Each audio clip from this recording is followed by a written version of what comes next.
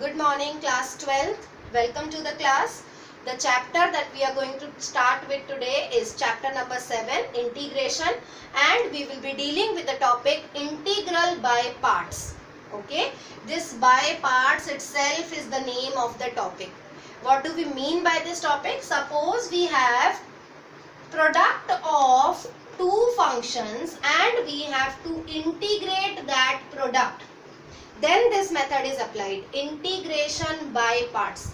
Remember, you have been doing product rule while doing differentiation.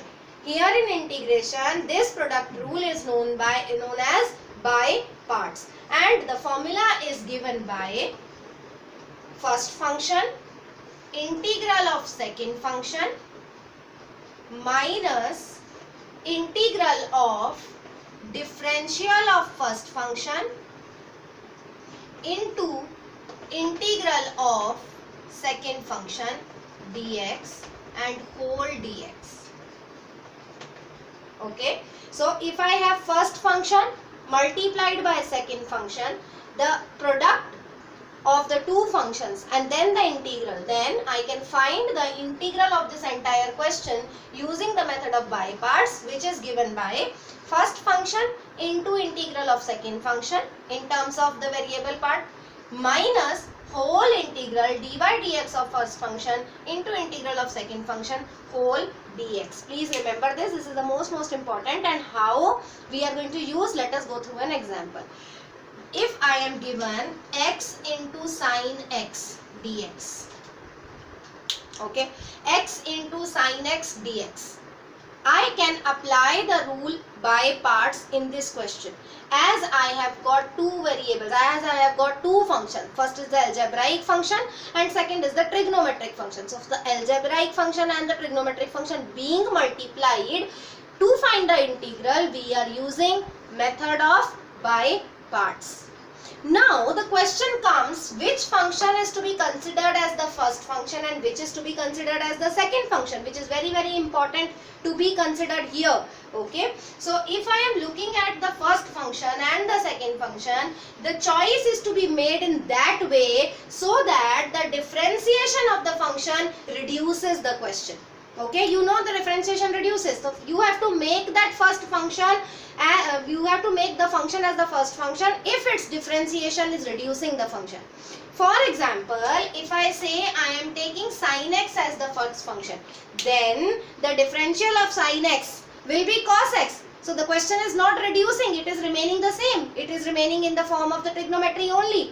Whereas if I considered x as the first function, then the d by dx of x or the differential of x will be 1, and hence in that way the algebraic function will be reducing the function. Okay, so in this way we have to make the choice of the first and the second function. Now let me give you an idea, let me give you a shortcut of how to select first function and the second function. My question was x sine x dx. Okay beta, I will be using rule called Eilert rule. Please remember, as we have been doing BODMAS in our junior classes, here this Eilert rule will help us to consider the question, solve the question easily and consider the first and the second function. I here stand for inverse, L stands for log, A stands for algebraic function, T stands for trigonometric function, and E stands for exponential function. So exponential in e to the power x. Okay, so if we consider this as the sequence, we will be easily able to find out the first function and the second function. So I is inverse, which will be, if it is given in the form of x sine inverse x, so sine inverse x will be taken as the first function. Okay, log, algebra, trigonometry and exponential function.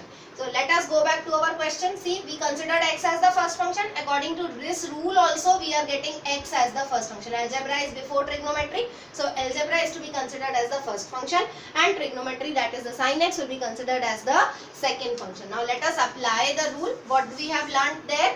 We have learnt first function integral of second function minus d by dx of first function integral of second function whole dx. Okay beta, now let us apply apply this rule here. X integral of sin x dx minus d by dx of x. So d by dx of first function, that is x, integral of sin x dx, and then whole dx, because whole of this dx stands for this integral. Okay. Now sin x, integral of sin x is minus cos x, so this becomes minus x cos x minus differential of x is 1. Integral of sin x is again minus cos x. See, the function has reduced. Now the question has reduced, so it becomes easy to solve. Minus x cos x as it is, minus minus becomes plus, and we are left with plus cos x dx. So only the integral of cos x now. Minus x cos x as it is again.